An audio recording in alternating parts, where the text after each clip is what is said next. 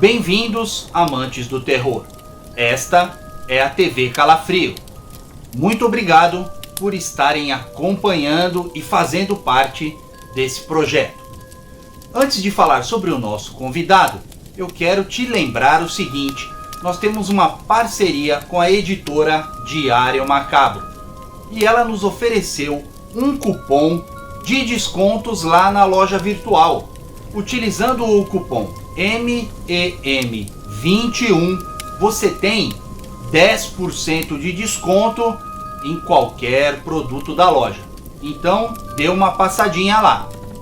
Hoje vamos conversar com um grande quadrinista e cartunista brasileiro que já está na ativa desde o final da década de 70. Ele fez parte do time criativo daquele que, na minha opinião, é o gibi mais legal da história dos quadrinhos do Brasil, que é Os Trapalhões.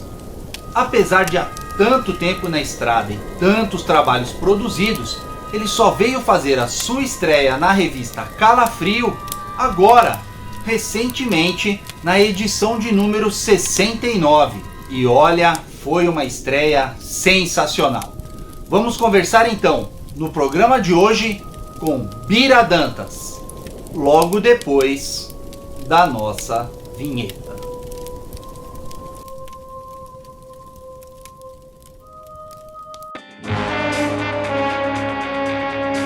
TV Calafrio, ano 2.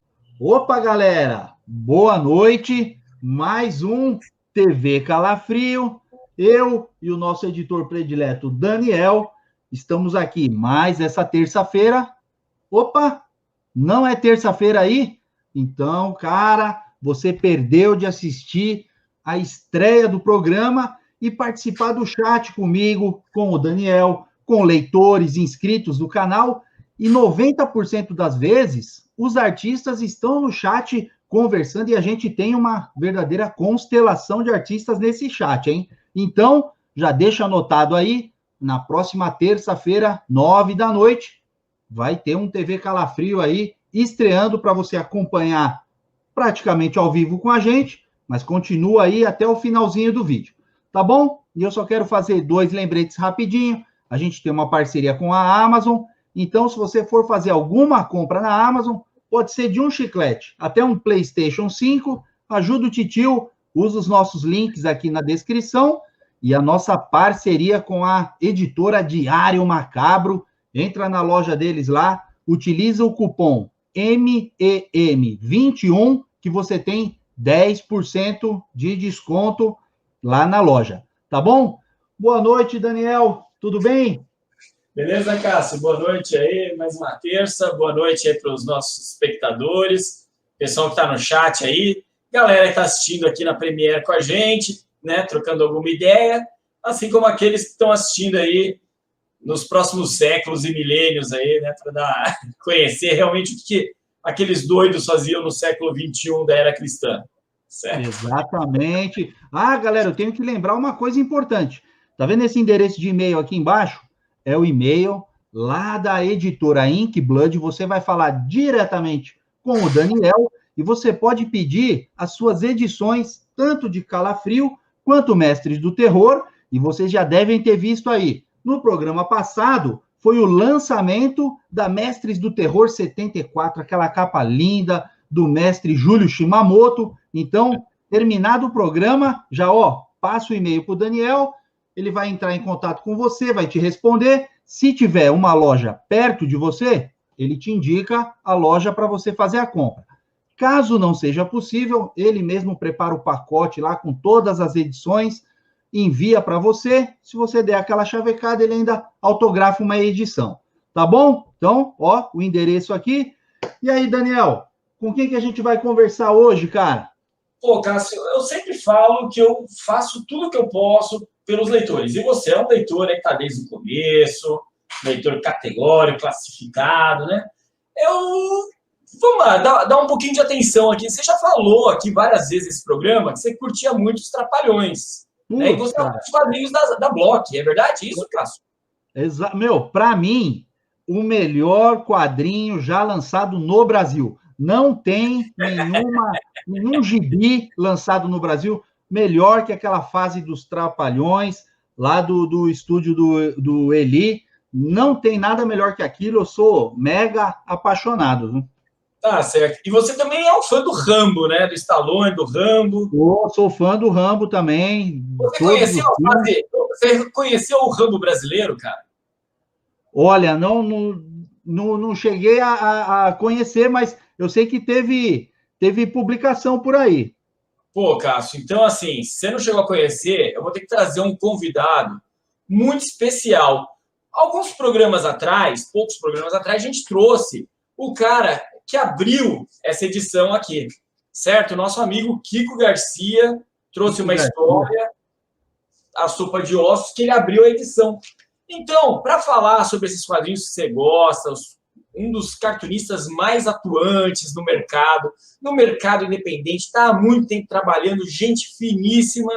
Vamos falar aí com ele, que fechou essa edição, que é numa história, numa HQ que você adorou, né, Cássio? Adorei então, essa HQ. Bira Dantas, cara. Ô, Bira. Fala aí, tudo bom?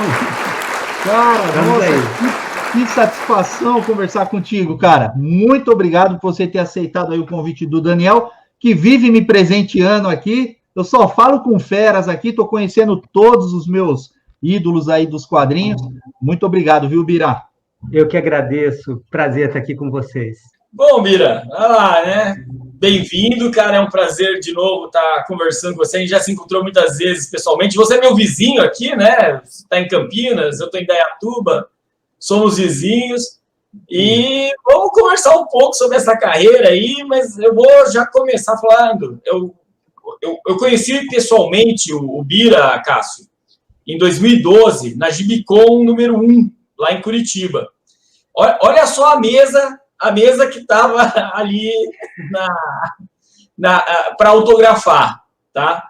Era o André Calimã, Bira Dantas, Watson Portela e Tanino Liberatori. Era isso, né, Bira? Era isso. Aquilo lá não era uma mesa, cara. Aquilo era, sei lá, Era uma seleção, né? Cara, foi fantástico.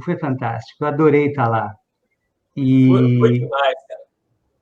E tem um lance legal, se vocês procurarem no YouTube, tem um vídeo do Moreno Buratini, que estava lá também, né? Que é roteirista do Zagor, roteirista da Bonelli, que eu estou tocando Vapensiero na gaita, e o Tivitelli e o Tanino Liberatori começam a cantar o Vapensiero. Isso está no YouTube. Acho que precisa colocar... O Tivitelli estava também? Estava. O Tivitelli estava, e o Roberto Diso. Eram os três italianos, além do Moreno Buratini, né? Mas de desenhista eram esses três. E o Diso nessa hora não estava. Então foi no teatro, eles chegam assim, é legal, porque eles começam a cantar, eles começam a bater o pé naquele palco, vai fazendo som assim. Cara, bacana. É curtinho o vídeo, mas é muito divertido. Não, eu vou procurar isso aí. Para você ver o Watson Portela, cara, eu não via o Watson lá. Olha, desde 88, quando eu mudei para Campinas, acho que foi a última vez que eu vi, ele estava fazendo Trapalhões na Abril. Ele estava fazendo aquele especial do de Volta para o Futuro, com Gustavo Machado, com, acho que, não sei se era o Napoleão, mas era toda a equipe da Abril, né, do Primágio. Era uma graphic novel, que foi a primeira grande, né, que foi fantástica também. E foi a última vez que eu vi o Watson. E mudei para Campinas, ele não frequentava mais os eventos de quadrinhos, né? Então, essa Gibicon foi maravilhosa. Deixa eu só fazer aqui um pedido, que sempre eu faço aqui, quem sabe um dia, Watson, queremos você aqui, hein, cara? Eu que gostaria muito de conversar contigo. Não, essa Gibicon teve muito caos, cara. Inclusive, eu tenho que agradecer muito a minha chefe na época, porque ela me liberou para eu participar. Liberou ou você? Ela liberou. E atrás de mim estava uma moça que trabalhava na livraria do Chaim, e essa menina deu uma desculpa também no serviço, ela pegou um atestado. E aí, de repente, cara, a Globo chegou ali, e a Globo do Paraná, e pegou nós dois na fila, né? E o repórter ainda me entrevistou para perguntar o que eu tinha conversado com o Adson Portela nessa mesa. Você não colocou óculos escuros? Nessa época eu não tinha identidade secreta. É uma cena que está no YouTube, né? Também, porque fizeram um especial condensando algumas reportagens da Gibicon. E foi muito engraçado. Aí foi exibido no domingo à noite, né? E aí tava eu lá, apareceu na segunda-feira, todo mundo no serviço, tal. Não dizia nem um gancho. Eu dizia que era na quinta, aquela fila lá. Ai, cara, essas histórias, viu? Parecendo criança, meu, mentindo para pular o muro da escola. Verdade. Vamos lá, Bira, você já falou de Trapalhões, né? Já falou da graphic novel lá que ganhou, bem premiada. Agora, diz aí, conta aí pro Cássio aí os seus primórdios. Olha só. Meu, isso aqui é sensacional. Várias aí tem história em quadrinhos minha. Qual delas? Essa primeira não, que eu ainda não estava. Nessa segunda tem. Nessa aqui? Nessa terceira não. Nessa quarta tem. E nessa não. E eu tenho depois, Cássio, eu vou te passar. Nessa eu acho que tem. Essa aqui é o especial só de terror. E nessa também tem. Nessa também tem. E nessa também. Aí. Eu vou te passar. Eu tenho um álbum no Facebook que são todas as histórias em quadrinhos que eu consegui escanear. Deve ter umas 200 páginas, mais ou menos, que eu fiz para o estúdio dali. Aí você vai conferindo, você vê o que tem nessas, e aí você marca e deixa aí que um dia eu autografo para você. Putz, cara, meu, olha que realização, cara. Meu, o Daniel, vamos agilizar esse encontro aí. Eu preciso ir visitar o Daniel, aí eu já aproveito e passo aí. Assim que resolver essa parada toda aí, eu vou cobrar esses autógrafos, hein, Bira? Pode cobrar. Assim que tiver vacina, a gente combina isso. Fechado. Beleza, Bira. E conta aí, quando que você decidiu virar desenhista? Como começou a sua carreira? Quem foram os seus mestres? Né? A minha vida de desenhista é igual a da grande maioria dos desenhistas que a gente conhece aí. Spaca, Floreal, sei lá, Paulo Caruso, Chico Caruso, o Fábio Moon, Gabriel Bá, porque eu desenhava desde criança, lia bastante quadrinhos, tudo que aparecia, né? Na época, isso aí comecei a desenhar na década de 60, meu pai comprava o jornal no domingo e vinha o suplemento, ele comprava o Globo, a gente morava no Rio de Janeiro, e no suplemento Globinho vinha Asterix, Tarzan, Príncipe Valente, Mandrake, Fantasma, e Snoopy, né? E eu comecei a seguir esses quadrinhos, comecei a conhecer a história em quadrinhos mesmo, porque até então eu só via televisão e tinha contato só com séries e alguns desenhos animados. Mas o jornal, ele realmente foi um marco na minha vida e eu passei a acompanhar esses quadrinhos todos os domingos. Depois comecei a comprar alguns gibis, mas era difícil porque era uma família pobre. Eu, assim, até já contei essa história em alguns lugares aí na internet. Minha mãe dava um dinheiro para eu tomar um refrigerante na escola, para eu comprar o lanche, e eu não comprava. Eu guardava esse dinheiro, que era pouco, você também, né? Era pouco, e aí eu juntava troco de padaria, e no fim de semana eu ia e comprava um gibi escondido, porque minha mãe não gostava que eu lesse quadrinhos. Ela gostava que eu desenhasse, mas ela achava que se eu comprasse gibi, eu ia mal nos estudos. Então, eu comprava escondido. Eu lembro até uma vez que eu ganhei um presente da minha madrinha, de aniversário, que era tipo 10 cruzeiros, nem sei quanto vale hoje.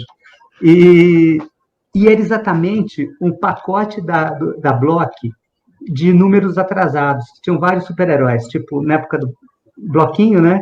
Então tinha Capitão América, Namor, Homem-Aranha, e eram 5 gibis por 10 cruzeiros. E era exatamente o meu dinheiro. Eu pedi para minha mãe falou, não, você vai guardar isso para comprar um brinquedo. Eu falei, mãe, eu não quero brinquedo, eu quero gibi. Ela não deixou, eu lembro que assim, eu chorei. Eu lembro que acho que é a única vez que eu chorei para fazer uma chantagem ali, né?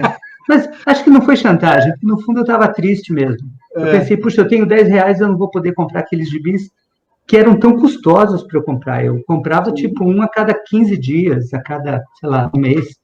Então, porque na época, não sei se vocês lembram, mas na escola a gente não tomava refrigerante. Tinha uma coisa chamada guti-guti, que era um saquinho com uma tinta com açúcar, que você enfiava o canudinho. Aquilo era muito barato, porque era uma porcaria aqui, né? Era pior que refrigerante, que já não é bom. Então, assim, aquilo devia ser tipo dinheiro de hoje, sei lá, 50 centavos, nem R$1 aquilo. Porque R$1, 1,50 é uma coxinha, né? Não, aquilo não valia nem um terço de coxinha. Então, era difícil juntar dinheiro. Eu engraxava sapato dos meus irmãos, eu fazia de tudo. E, assim, comprava um gibi a cada 15 dias. Bom, mas nisso, eu era fissurado, né, por quadrinhos, por desenhar, e eu copiava tudo. Eu adorava Asterix, mas eu gostava mais de super-heróis. E eu acompanhei essa fase da Block, porque, eu não sei se vocês lembram, mas os quadrinhos da Block eram mais baratos que os da Ebal. E eu comprei pouca coisa da Ebal, porque naquela época, como era caro mesmo, surgem os gibis, que fizeram muito sucesso. Eu lembro que a primeira série da Block, dos super-heróis, eles lançaram num posto de gasolina. Então, você abastecia o carro e ganhava um gibi. Da que era o Ebal, número né? 0. Ah, era da Ebal, é verdade. Não era da Block. Não era isso? E eu lembro que, assim, isso nem... Na época a gente não tinha carro. Então, assim, não tinha como abastecer no posto. Cara, eram tempos difíceis. Eu lembro de refrigerante só aos domingos.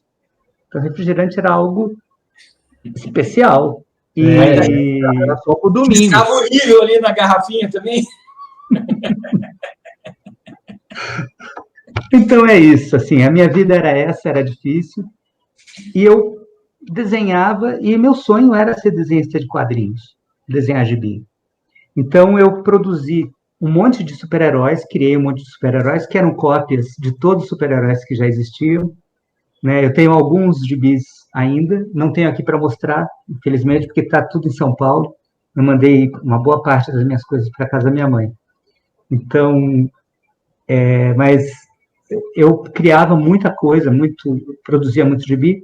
Tinha um colega na classe, chamado Sebastião de Souza, que ele era um desenhista fera. Ele era, assim, muito melhor do que eu.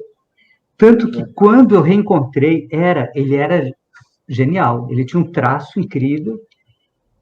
E eu lembro que, quando eu reencontrei, a gente estudou no ginásio. Eu mudei para São Paulo em 76. Eu estava eu tinha passado para o 3º ginasial. Eu estudei com ele até o 2º do ginásio, no Rio de Janeiro. E eu voltei, eu fui visitar, porque a gente voltou para São Paulo, meu pai continuou no Rio, e a gente voltou para o Rio algumas vezes. Eu reencontrei esse amigo, ele já estava desenhando no estilo Alex Raymond. Putz! E depois, quando eu reencontrei, ele estava desenhando no estilo do Moebius. Então, ele era sempre à frente. Tipo, imagina, Moebius em 1980. Pouca gente conhecia, né? Sim. E ele era isso. Nunca soube dele, procurei na internet várias vezes. Eles eram 3 irmãos, Sebastião, o Lúcio e o Otto. Sei que o sobrenome era Souza, procurei de todas as formas, nunca encontrei. Mas é um cara, assim, que se ele desenha até hoje, ele deve ser um monstro, porque o cara, como eu falei para vocês, eu estava sempre atrás, né? Eu via o traço dele e eu falava, não, esse cara é incrível, ele é genial. Porque ele fazia coisas que eu não estava acostumado, né? Eu abria, ela era fã do John Buscema. Os meus desenhistas preferidos da época eram John Buscema, John Romita e Gil Kane. Bom. Aí, depois, eu não gostava muito do Jack Kirby, não. Eu levei muito tempo para começar a curtir.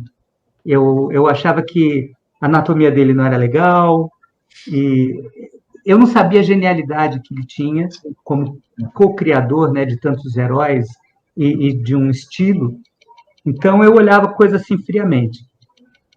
Eu gostava desses caras, não prestava muita atenção em nome, e o primeiro cara que me dá um toque nesse sentido de quem você vai escolher para ser seu mestre de quadrinhos foi o Jaime Cortez.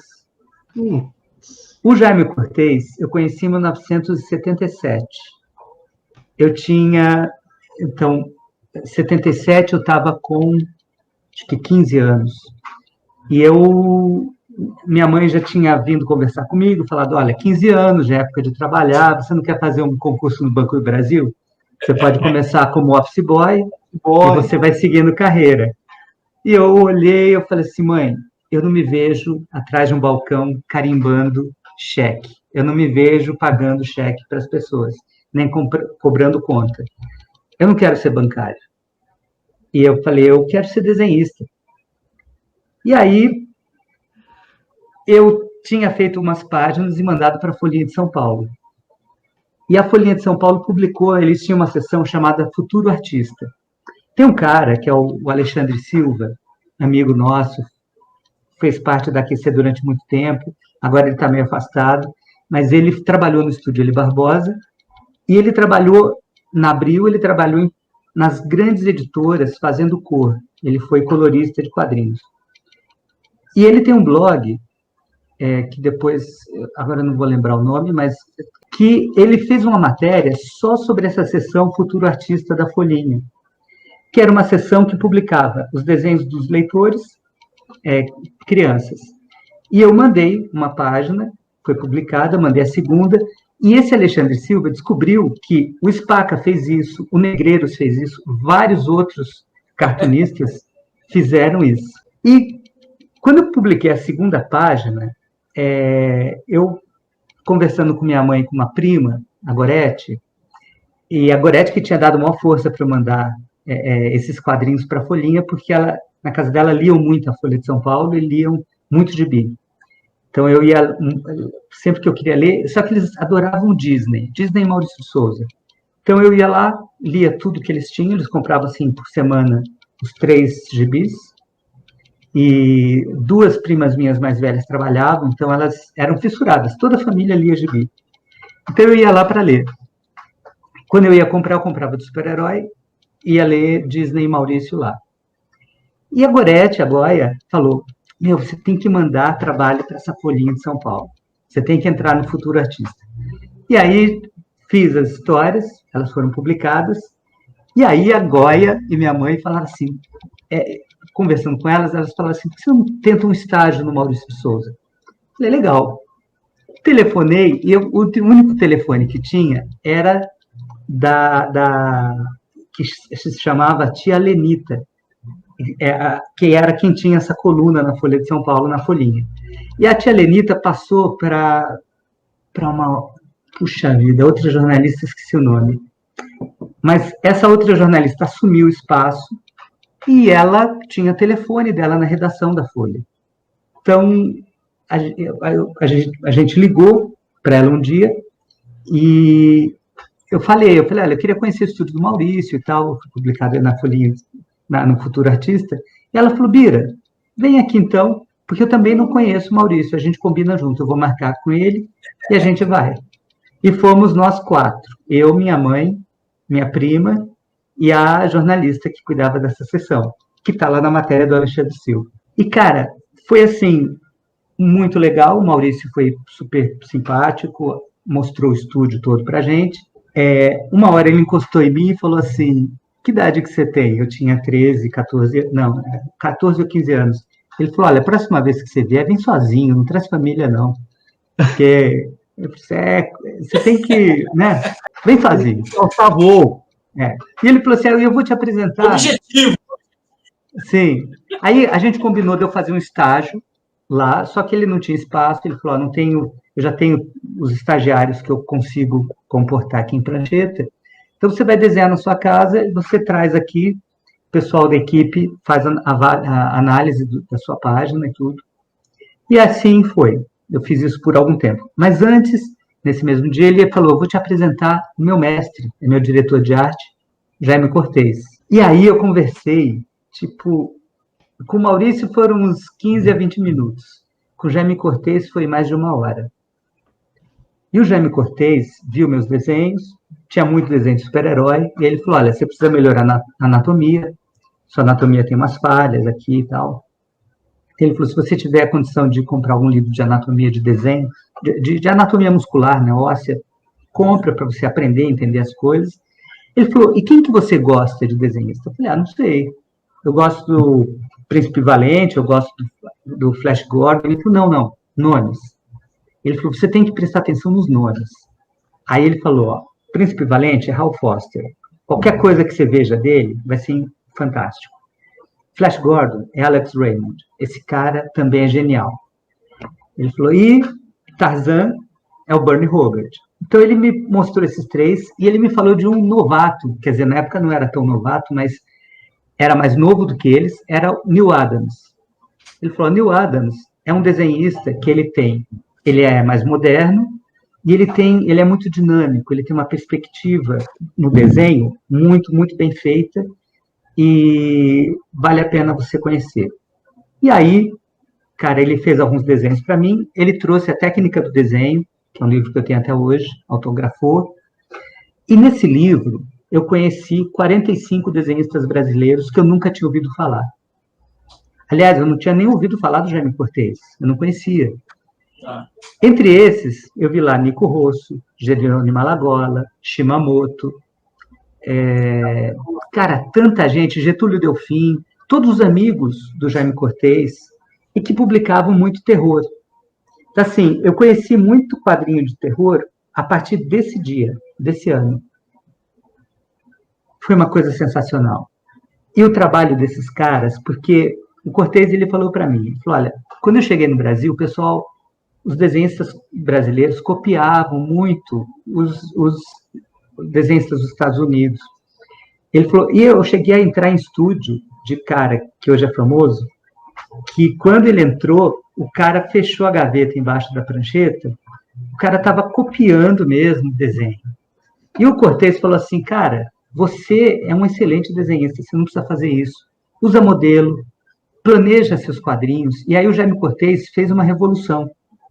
Porque se a gente pensar, o Tico-Tico, que foi publicado até 1905, ele tinha como um carro-chefe um quadrinho que era totalmente copiado com vegetal de um quadrinho americano, que agora eu não lembro o nome, Franco de Rosa sempre fala disso, que eles traduziram para o português e colocaram o nome em português. E era decalcado, era copiado no papel vegetal. Então, você vê que assim, essa coisa de se espelhar no de fora e copiar era forte.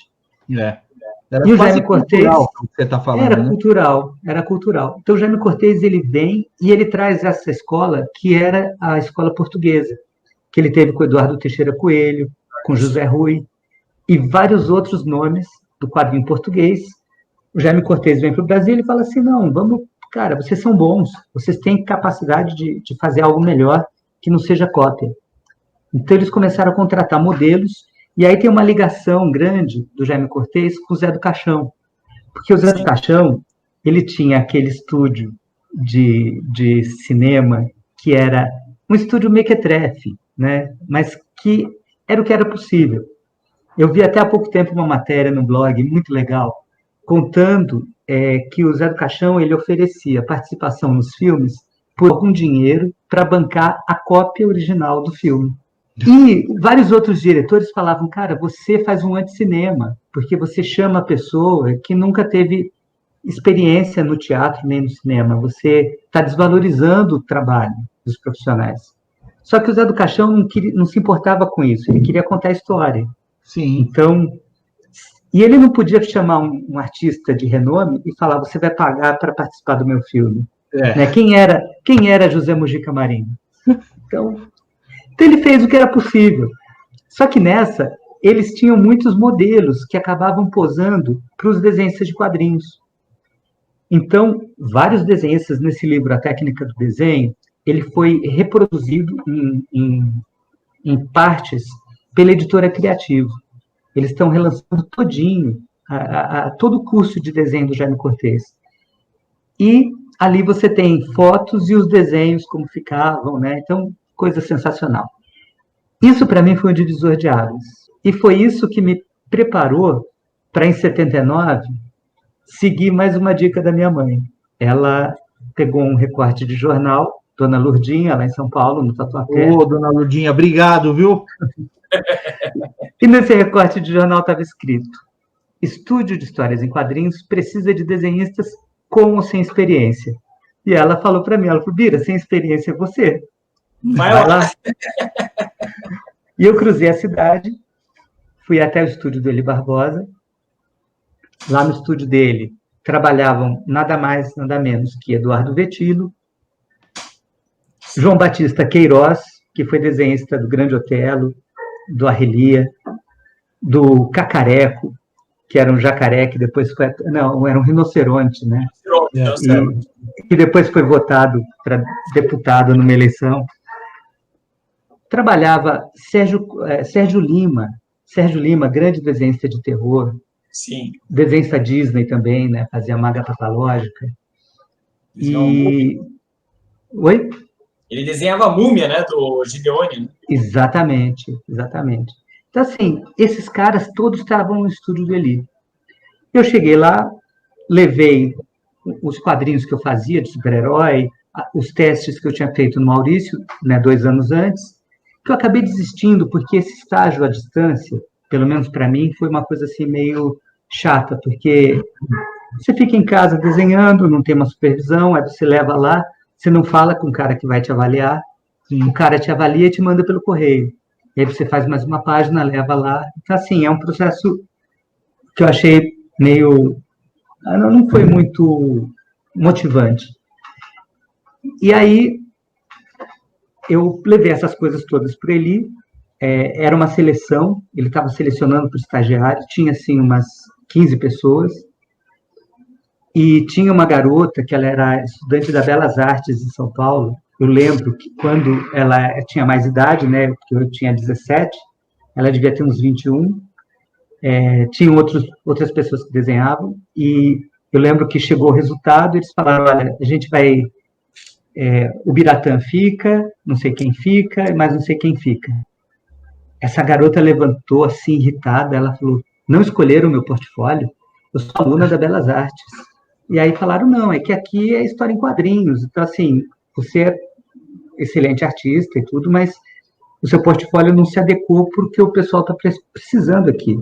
Aí ela saiu brava, batendo o pé, e eu fiz a conversa com o Eli falou, olha, você ainda está bem cru, mas eu quero que você aprenda de tudo aqui no estúdio. Você vai aprender desenho, guia de cor, arte final, letra, e realmente eu fiquei 2 meses lá, foi muito legal, mas eu não me dei bem com nenhuma das coisas que ele tinha mostrado ali. E fez daquele jeito. Então, porque aí ele falou assim, o Eduardo Vetilo está precisando de um assistente. E o Vetilo foi lá, já tinha visto ele, né, já gostava do trabalho dele bastante, e o Vetilo falou, olha, eu preciso de alguém para fazer o clean-up. Então, você vem aqui no meu estúdio, você vai passar limpo. Ele fazia a gente tinha as páginas todas com aquele diagrama, né, de quadrinhos. Ele fazia numa folha de papel layout e eu passava para o Schweller com as marcações, os acertos todos que ele pedia para eu fazia isso numa mesa de luz. E aí eu trabalhei 1 ano com o Vetilo. Então, foi um ano de aprendizado, de perspectiva, de linha de ação, dinamismo nos quadrinhos, e ele é um mestre, assim, inigualável. Vetilão, valeu. Depois de um ano... Ó, queremos você aqui também, viu? Olha, muito bom, muito bom. Não, ele é, eu sou fã do Spectreman dele também. Sim, com certeza. E aí, depois de um ano, o Vetilo me mandou bateada. Chat, né? sim. Tem Urtigão, tem Chat, tem os quadrinhos históricos também, que ele está fazendo muito. Sim. Sítio do Pica-Pau Amarelo, verdade. Então, não, o Vetilo é um cara incrível. Vetilão, vem ele conversar com a gente. Ele e o irmão dele também. O irmão dele faz os roteiros. O Walter, sim. E aí, o Vetilo, um ano depois, ele falou, Bira, vai bater asa, você já tá esperto no traço, o Eli tá precisando de mais desenhistas, então você ficar aqui é um desserviço para o estúdio. Ele foi bacana, porque ele podia ter me mantido lá, né? Sim. O Vetilo, ele tinha uma produção gigantesca. Nessa época que eu trabalhava com ele fazia de Trapalhões entre 100 e 120 páginas por mês. Caramba! Além disso, ele fazia chat, ele fazia arte final com bico de pena. Ele não fazia letra, mas ele fazia arte finalizada. De chat, eu acho que ele fazia de 40 a 50 páginas por mês. Aí ele fazia Abril, porque tinha os freelas, ele fazia Urtigão, né? E ele no comecinho, quando eu assumi como assistente dele, ele fazia Hanna-Barbera, porque o Eli Barbosa fazia para a Rio Gráfica Editora o Festival HB, que era Scooby-Doo Bionicão, a Quadrilha de Morte, acho que tinha Corrida Maluca. Eu lembro dessa publicação também, eu era fã, eu curtia. E, no começo, ela era publicada com os originais dos Estados Unidos, mas acho que, como sempre acontece, né, a produção lá acaba, e como o sucesso continua acontecendo nos outros países, os outros países acabam produzindo. Então, foi o que aconteceu. Isso. A Rio Gráfica já tinha os direitos, aí a Rio Gráfica contratou o estúdio do Eli para produzir Hanna-Barbera. Então, todo o pessoal ali especializado, assim, com model sheet e tudo. Só que Hanna-Barbera, assim, não fazia muito a minha cabeça. Com certeza, os Trapalhões foi muito mais interessante. E quando eu assumi no estúdio como desenhista, o Eli não fazia mais Hanna-Barbera, ele já tinha cortado o contrato com a Rio Gráfica e tinha fechado o contrato com o Edmundo Rodrigues, que estava fazendo o gibi dos Trapalhões já, se eu não me engano, a gente assumiu em 79, desde 75 ou 74 que estava sendo publicado. Então já eram uns 4, 5 anos feito pelo Edmundo. O Edmundo contratava um monte de gente para fazer, e o Eli fez uma proposta de unificar o estilo, porque essas primeiras revistas da Block, vocês devem perceber que tinham alguns que pareciam até acadêmico o desenho. Ele não era exatamente esses aí. Ele não era de humor. Então tinha alguns que eram acadêmicos, tinham outros que eram bem estilo cartunzinho mesmo, bem simplificado. Então, cada desenhista fazia de um jeito. Félix. Isso, para preencher página. Exatamente. Então, o Elich, ele propõe para a Block, para o Edmundo Rodrigues, a produção de uma revista inteira, completa, com passatempo, com tudo. O que o Eli não fez foi negociar direitos autorais de merchandising. Isso ele não fez. Que é o grande salto que o César Sandoval vai fazer lá em abril. Em 88, exatamente. Porque o César, ele negocia com os Trapalhões tudo, inclusive lancheira de criança, caderno, livro, né, todos, borracha, caneta. Então, o César Sandoval realmente faz uma coisa que o Eli não tinha feito. Bom, como que foi isso? O Eli, ele tinha um desenhista que era o Carlos Cárcamo, trabalhava lá no estúdio, chileno, irmão do Gonçalo que é grande aquarelista, ilustrador, caricaturista. O Gonçalo, ele foi premiado no Salão de Humor de Piracicaba, trabalhou durante muito tempo na imprensa brasileira, com caricatura, com ilustração editorial. Agora ele tem se dedicado só à ilustração de livro e ele escreve também. Então, ele dá aula de aquarela, né, dá oficinas de aquarela maravilhosas, eu e minha mulher fizemos. E o irmão dele voltou para o Chile. Mas, quando ele ficou aqui, ele, primeiro, fez as primeiras histórias dos Trapalhões. Essa que você mostrou, que tinha uns super-heróis, deixa eu ver de novo. Vou pegar aqui. Super-heróis, eu tenho essas duas. O Hulk e o Homem. Não. Essas duas capas, as duas capas são do Mingo. O Mingo foi um capista também, trabalhava no estúdio Eli. Mostra outra aí. Acho que foi uma das primeiras. Essa, isso. O estúdio. Isso. Essa capa é do Carlos Cárcamo. E o Carlos Cárcamo, ele cria esse modelo, essa linha de personagem. O Vetilo, essa mesmo. O Vetilo colocou o traço dele, porque isso era interessante no estúdio do Eli. Cada desenhista colocava seu estilo. Então, o Watson Portela fez quadrinhos dos Trapalhões nessa época. Eu não sei por que motivo, ele negou. Não sei se vocês viram o livro Bomba. Isso para mim é uma bomba, eu não sabia disso. No livro da editora Estronho, as HQs dos Trapalhões, escritas pelo Rafael Spaca, ele entrevistou o Watson Portela, porque eu indiquei, eu falei, o Watson desenhou Trapalhões no estúdio do Eli. E o Watson negou. Ele falou, não, nunca desenhei os Trapalhões, eu só fiz na Abril aquela graphic novel que ele fez, se eu não me engano, o Gustavo Machado fez os personagens, o Watson fez todos os cenários e o carro espacial, todas as coisas que eram de ficção científica, e o colorista, que agora eu não lembro quem foi, fez as cores maravilhosas. Só que, cara, eu encontrava o Watson Portela lá no estúdio do Eli, o nome dele aparecia no expediente, e eu tenho várias histórias que tem o traço do Watson, porque o Watson, ele fazia questão de fazer arte final dos desenhos dele. Eu nunca fiz arte final dos meus. Então, durante esse processo do Eli, eu me desenvolvi muito no traço a lápis. E era um traço que era diferente, por exemplo, do Maurício de Souza.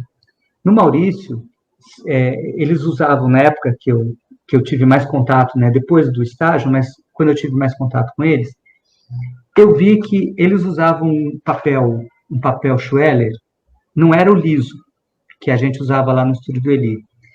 Então, aquele Schweller emboçado, que quando você faz o traço a lápis, ele fica meio tremido. E os desenhistas do Maurício, eles não precisavam fazer um traço tão caprichado, porque o arte finalista, todos os arte finalistas lá eram incríveis, trabalhavam com pincel, aquela coisa de pegar o pincel e fazer um círculo perfeito, eles faziam, só com a mão, assim. E lá no estúdio do Eli, a gente tinha que desenhar o traço exatamente como era para ser arte finalizado. E teve um cara, que foi quem contou isso, que era o Carlos Milhorim. O Carlos Milhorim foi desenhista lá do estúdio do Eli, veio do Maurício de Souza, ele era o top 10 do Maurício, ele era o salário mais alto. E ele foi demitido, foi pegar trabalho freela no estúdio do Eli, e a gente via que assim, o traço dele era muito mal, assim, mal acabado mesmo. Não que fosse ruim, ele não era, tinha um traço bonito, mas ele não tinha compromisso com a linha reta, com a linha arredondada. Um dia eu perguntei por que isso, e ele falou, não, porque eu estou acostumado lá no Maurício, quem vai dar todo o trato mesmo é o arte finalista a pincel. Então é uma coisa... Bom, voltando lá para os Trapalhões, eu fui tendo contato com esses caras todos, né? Eram monstros. Eu agora não vou saber citar todo mundo, mas o Watson Portela, eu tenho certeza que estava lá. E, inclusive, quando eu mostrar para vocês as histórias que ele fazia, vocês vão ver que tem coisas de ficção científica que eram típicas dele, dos quadrinhos paralelas, que era de colocar monstrinhos, sabe, em forma de robô. Era coisa do Watson, e ele pôs isso nos quadrinhos dos Trapalhões. Tinha um outro cara também que era genial, pouco conhecido, ninguém fala dele, que era o José Luiz Kimura. um desenhista daí do Paraná. Ele é daquela Fazenda Kimura. Fazenda Kimura é da família dele, aquela comunidade que tem hortifrutis, né, que é bem famosa aí. O Kimura, ele morou em São Paulo, a irmã dele morava lá também, e ele tinha trabalhado no estúdio da Abril, desenhando Disney, saiu da Abril e foi prestar serviço no estúdio do Eli. E ele realmente era um desenhista incrível. O sonho dele era ser desenhista do Asterix. Um dia ele perguntou para mim, e ele tinha traço para isso. Ele perguntou para mim assim, exatamente, né? Só que ficou com os dois franceses, né? O Ferry e o outro lá. Mas ele falava assim, você acha que eu tenho chance de um dia ir para a França e apresentar meu trabalho? E eu falava assim, cara, eu acho que sim, mas quem desenha lá é o Uderzo. Então, dificilmente ele vai colocar outro desenhista no lugar dele. Então, eu falei, mas eu acho que você, assim, não deve ser algo que você, uma esperança que você jogue no lixo, né? Mas o Kimura acabou parando de fazer quadrinhos, fazendo desenho. Ele voltou para o Paraná. Eu cheguei a falar com ele por telefone quando o Eli Barbosa morreu. Mas, infelizmente, ele não desenha mais, ele ficou com alguns problemas assim, de cabeça, ele toma remédio forte e tal. Então, ele tem se dedicado mais ao trabalho lá na Fazenda Kimura mesmo. Mas é um cara, assim, pra vocês terem uma ideia, esse cara chegava no estúdio, então o estúdio do Eli não era muito grande, era um estúdio que tinha lá uns 15 a 18 funcionários. No departamento de arte devia ter umas 6 pranchetas. Então, tinham 5 fixos e uma prancheta livre para quem aparecesse lá. E o Kimura chegava no estúdio, levava a história que ele tinha feito, né? Ele também fazia questão de finalizar a própria história. E ele voltava e chegava para a gente que estava ali batendo papo, ele falava assim, cara, eu estou sem ideia do que desenhar. Você me dá uma ideia aí? E aí eu falava, um cowboy visto de cima, dando tiros num bar, num salão. Ele anotava. Faz um cavaleiro medieval escrevendo uma poesia na praia, na areia. Ele anotava. Na semana seguinte, ele voltava com folhas de sulfite, com aqueles desenhos todos feitos a lápis. Mas sabe, eu não sei se ele usava aquele lápis Koh-i-Noor, aqueles lápis importados. O lápis dele parecia uma arte final. Ele fazia o grosso e o fino, assim, numa desenhada só. E, cara, coisas incríveis, assim. E aí ele xerocava, ele ficava com os originais, mas ele fazia xerox pra gente e ia embora. Esse era o Kimura. E aí essa foi a minha entrada. Então aqui, não sei se é na hora de mostrar, se eu já posso mostrar coisas. Pode. Pode. Isso aqui é a minha história que foi censurada pela Block. Eu não sei se vocês conhecem essa história. Mas tem. Agora eu preciso perguntar. Não é possível que teve história censurada ali dos trabalhos. Essa história é famosa, Cássio. Essa história é famosa. Ela está na íntegra no meu blog. É os Super-Heróis do Barulho. Essa história, ela teve um personagem que foi o motivo da censura. Não foi a Nega Maravilha, Não foi. O ano foi 1980. Eu lembro uma reportagem falando sobre episódios de censura nos quadrinhos, que não foram muitos no Brasil. Não foi muito forte nos quadrinhos, né? E o seu caso era um dos casos, acho que o mais conhecido da década de 70, 80 aí, né? Isso. Foi em 1980, durante as greves do ABC, dos metalúrgicos. Eu estava com essa ideia de fazer essa história e eu pedi para o roteirista, o Orlando Salvado, da Costa, fazer o roteiro. Então, eu contei o argumento, a ideia toda, e ele desenvolveu. Então, a história era, os super-heróis, eles estavam numa assembleia. Então, aqui temos o Didi do Super-Homem, o Dedé de Thor, o Mussum de Nega Maravilha e o Zacarias de Capitão América. E eles estão discutindo que na verdade é o Capitão América que fala isso, que eles não têm salário. E que super-herói vivia na pindaíba. No que eles falam isso, deixa eu ver aqui. Parece editor de quadrinhos. Parece editor de quadrinhos. O Batman e o Homem de Ferro dizem que aquilo é uma bobagem. Onde já se viu o super-herói querer salário? E os outros ficam, o Capitão Marvel, o Homem Borracha e o Capitão América, ficam putos porque eles são milionários, né? Eles não precisam de salário. E aí começa uma briga. Eles começam a se esbofetear, de gladiar, todo mundo brigando, e nisso aparece um super-herói que ninguém conhecia, que era o Homem-Lula. E o Homem-Lula chega e fala: companheiro, teu problema é grana, a gente vai pedir uma pequena taxa pelos nossos serviços a partir de uma greve. E eles fazem uma greve geral dos super-heróis. Bom, quem quiser ver a história na íntegra, está no meu blog. Galera, tô passando aqui o endereço do blog, corre lá para ler saber o final dessa história aí. Isso. Aí o que aconteceu? Essa história foi aprovada pelo Eli. O Orlando escreveu o roteiro, eu desenhei, a história foi aprovada, foi para o Rio de Janeiro. Quando chegou lá, o Edmundo bateu o olho, quando viu, falou: isso aqui não vai passar nem a pau. Chamou um chefe dele, o cara olhou e falou: Edmundo, devolve. Isso aí a gente não publica. Os militares não vão gostar. E aí o Edmundo ligou para o Eli e falou: Eli, a história de 10 páginas aqui, nem sabia de quem era, né? A gente não assinava. A Super-Heróis do Barulho caiu. Então manda uma outra história de 10 páginas com guia de cor, que a gente vai substituir aqui. O Eli me ligou e falou assim: Bira, é o seguinte, a tua história foi barrada lá no Rio de Janeiro e você tem 2 opções. Mudar as palavras que estão nessa história. O Lula pode até ficar, isso aí eles falaram que não era problema, o Homem Lula.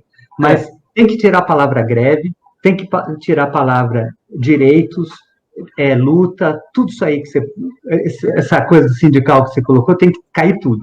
E eles vão ficar assim, tipo, eles querem férias, eles estão muito cansados, eles querem tirar um descanso.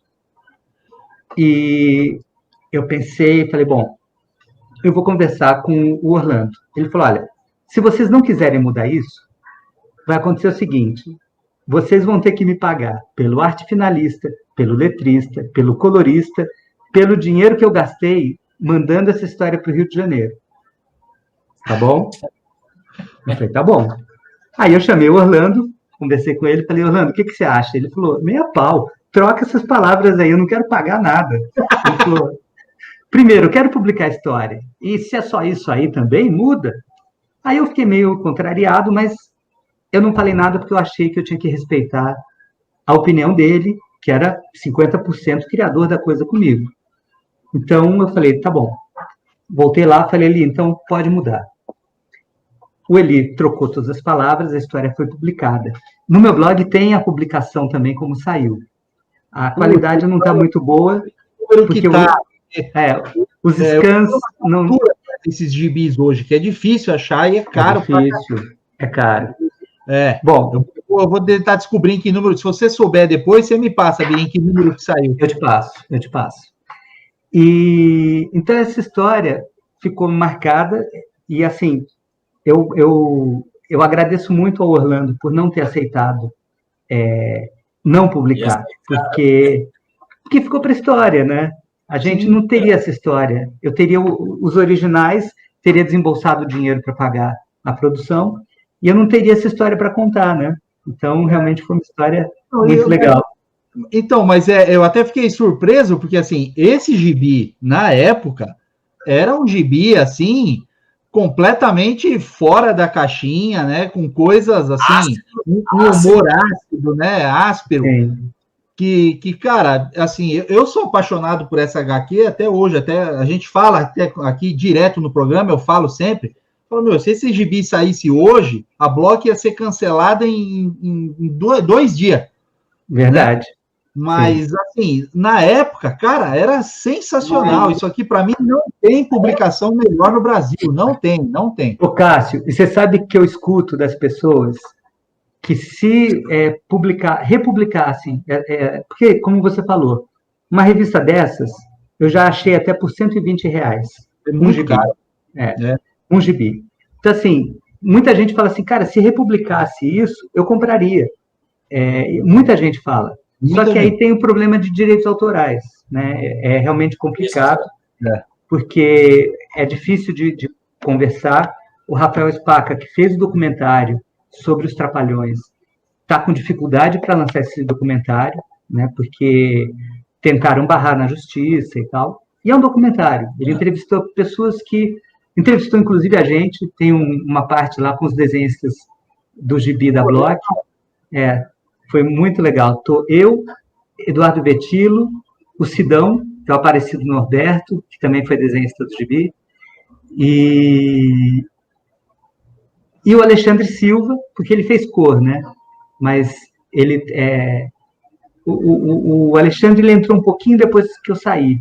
Então, na verdade, o Gibi dos Trapalhões foi produzido até começo de 88, e em meados de 88 começa a sair pela Abril. Então, o César Sandoval foi bem rápido. Eu não gostei daquela... O Daniel curte, gosta, mas eu não gosto. Eu gosto. Teve ótimos... Você sabe que eu quase... Não tinha mais aquele humor que era o que eu gostava, né? Assim, eu gostava daquela... Do escracho. Aquele negócio mais... Que era parecido com o que era o programa da TV, também no começo da década de 80, né? Agora, depois, quando virou aqui criancinha, fofinho, eu falei, aí não, aí eu parei de colecionar. Era outro gibi, não é fato. Era outro gibi, um que eu não gostei. Né? Eu nunca fui no programa dos Trapalhões, e eu tinha até assinatura desse da Abril, que vinha junto com Alegria. Eu tinha assinatura dos dois. Eu gostava da coisinha mais fofinha, eu já era mais transgressor. Cássio, mas você também você é mais velho, né? Eu sou mais velho. Então, isso aí quer explicar. Você me respeita. Deixa eu contar uma coisa engraçada. Quando a gente começou a se reencontrar nos quadrinhos, né, nos eventos, Ângelo Agostini, teve um cara, aquele amigo, que chegou para mim e falou assim, Bira, fala a verdade, você não foi desenhista do Gibi dos Trapalhões? Eu falei, por que não? Ele falou, porque você não tem idade para isso. Ele falou, a gente é quase da mesma idade. Quando você diz que desenhava o Gibi dos Trapalhões, eu era criança. Então, como que você, que era praticamente criança, desenhava o Gibi dos Trapalhões? Aí eu falei assim, bom, vamos lá. Você era criança de que idade? Ele falou, eu tinha uns 15 anos. Tá bom. Eu tenho 3 anos mais que você.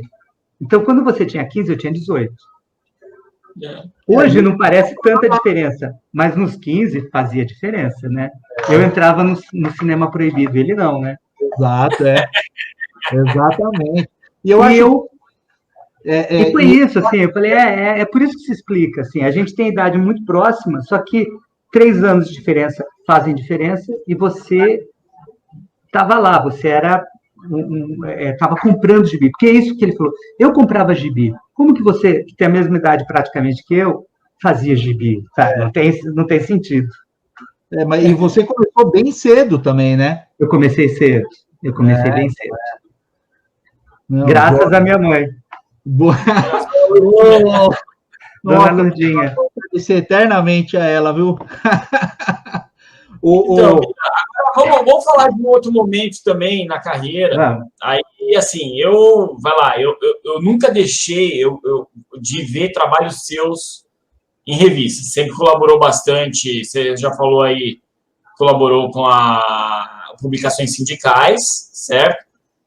E também com independentes. Aí sim. Começa, nem só independentes, mas editoras que vieram, principalmente na proposta muito do humor, que predominou muito nos anos 80, né? Vai lá, quando eu conheci você, a Subversivos acho que já era anos 90, mas Porrada, né, da Guedes. Porrada, isso. Publicou na Vidente. Isso. Né? É verdade, na Tralha você era da equipe lá, Marcati. Era. Pará, Inclusive, Daniel, a Porém- matéria que vocês fizeram para Calafrio é maravilhosa, cara. Obrigado. Tá muito bem escrita, muito bem documentada, muito legal. Gostei muito. Valeu, valeu. Até porque eu não sabia muita coisa ali, né? Vocês fizeram um mosaico que reuniu assim muitos fragmentos, né, da história da vidente, do Gilberto Firmino. Então, eu gostei muito de ler. A verdade, Mira, é o seguinte: foi uma matéria difícil de escrever. É igual a do Gralha, tá? Eu parti do zero na matéria, parti do zero só conhecendo o material, mas eu não. Na história, tudo. Aí eu busco jornais, eu busco entrevistas, no caso do Gralha, as entrevistas todas confluíam para os mesmos fatos, para o mesmo ponto de vista. Já a da vidente, não, ninguém concordava, os argumentos eram conflitantes, as datas, ninguém concordava com as datas de cada publicação. Então foi difícil fazer, mas assim, igual a do Gralha, essas matérias que eu parto do zero me deixam assim muito satisfeito com o resultado final. Foi o caso dessa da vidente. Né? Eu curti muito assim, o resultado final dela também. Inclusive, uma revista dele que você não cita, você fala dela, mas você não dá o nome, era Piadas e Bumbuns. Que eu comprava. Mas era o selo, não era? Oi? Era da Vidente ou era da HC, essa daí? Era editada pelo Gilberto Firmino. Eu não sei exatamente. Eu não sei se ela foi pelo selo HC ou se foi pelo selo Vidente. Tá. Agora eu não estou ligado. Né? E eu comprava, assim, porque tinha uns cartoons eróticos muito bem desenhados. Okay. A primeira vez eu vi que era para um público que queria ver um pouco de sacanagem, né, ali, mas, assim, os cartoons me chamaram a atenção, eram caras que eu nunca tinha ouvido falar. Imagino que o Gilberto, ele gostava muito de material espanhol, né, então é bem provável que esses cartoons fossem de lá da Espanha, não sei, ou Itália, né, da Europa. Mas eu comprei a Urubu, né, foi lançada pela Vidente, o Marcati fez a primeira capa, ele não assinou com o nome dele, ele mudou o estilo, inclusive. Então. Se você for fazer uma reedição da sua entrevista, se você for aumentar ela daqui a um tempo, me chama que eu te conto mais umas coisas também. Eu lembro que... Quando mostrar a segunda edição da revista, a reedição, você for ampliar a matéria, olha aí, ó. Isso. Era a revista Nocaute. A primeira Nocaute... Nocaute tem todas, mas aí então, não era da Vidente, era da Gued, né? Isso. Não, era da Flama. Mas era editada pelo Gilberto. Isso. Né? Então, a capa da primeira Nocaute, se eu não me engano, é um rato, é um traço diferente, assinatura diferente também. Aí o Marcati fez a capa da... Eu acho que era o Abutre. Ele fez a primeira capa.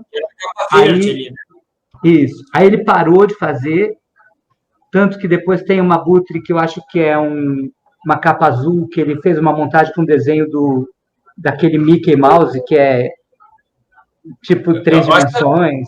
Hunt Emerson, não era isso? Hunt Emerson, exato. Isso. E dessa época eu tenho aqui os originais da Starway to Success. Essa história aqui, que é a história batida do Pacto com o Demônio, né, do roqueiro que faz o Pacto com o Demônio, e foi publicada na Tralha. A Tralha também tem uma história engraçada. A gente tinha feito, olha, na época de retículo ainda, que a gente usava, papel Schweller. Só olha as polêmicas, olha o que você vai falar da Tralha, hein? Na matéria eu fugi das polêmicas. Vou ver. Na Tralha aconteceu o seguinte: eu, Márcio Baraldi e o Marcati tínhamos feito a revista Pântano. Então, era a ideia do Marcati de ter uma revista mix com vários autores. E o Márcio Baraldi, super amigo, cara, não tem nem o que falar, assim, cartunista de mão cheia, um cara super produtor. Ele é o responsável, junto com o Franco de Rosa, por todas as revistas, os álbuns da Editora Criativa, que estão resgatando os grandes mestres do quadrinho nacional. Então, assim, o Márcio Baraldi tem a editora GRRRR, que é a editora que ele fundou, o selo dele, que tem os quadrinhos dele, né, Roco Louco, todas as coisas que ele fez pela Ópera Gráfica. Ele acabou virando coeditor, né? Bom, a Pântano a gente fez numa tiragem pequena e a gente lançou num evento chamado Saco de Lixo, que era junto. Da Pântano tinha a Mofo, que era a revista do Floreal e do irmão dele, o João Andrade. O João Andrade, ele trabalhou no estúdio Uli Barbosa e ele está meio sumido, infelizmente, porque é um cara que, assim, produziu, conhece muita coisa, mas o Floreal, ao contrário, né? O Floreal, ele é aparecido, ele está em todos os lugares, produz muito, mas o João não, o João Andrade. Mas o Paulo Batista também tinha feito um fanzine, então eram 3 revistas independentes, undergrounds, de humor, e tinha a Brigitte, que era do Newton Foote. A gente foi no Dia do Soldado e a gente fez um lançamento que juntou, cara, umas 300 pessoas, o bar ficou lotado, era o bar de um cartunista também, do OI, cartunista de São Paulo, e assim, lotou o bar, foi sensacional. A Pântano foi o trampolim para a revista Tralha. Então, a Tralha, o Marcati chamou Lourenço Mutarelli, que ele estava muito próximo, né? O Lourenço já tinha feito um álbum chamado Overdose, em quadrinhos, né? O Lourenço estava saindo do estúdio do Maurício de Souza, ele trabalhou lá um bom tempo, fazendo cenários de desenho animado.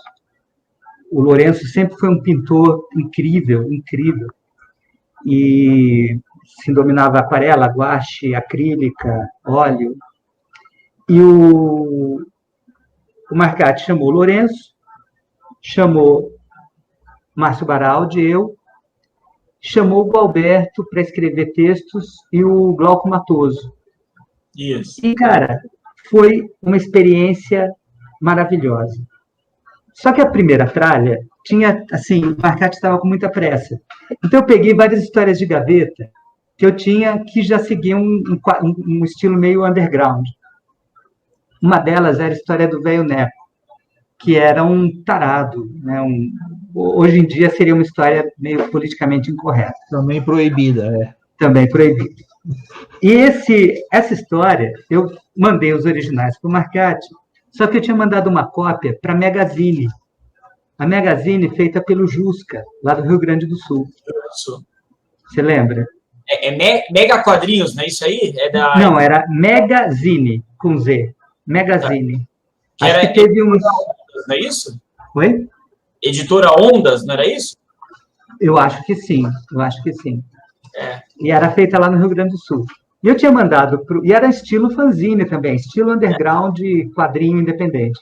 E eu mandei essa história, uma cópia xerox, para o Jusca, e o Jusca não me respondeu, na época só por carta de correio, né, e telefone, e ele não falou se ia sair ou não. Pensei, já tinha até esquecido.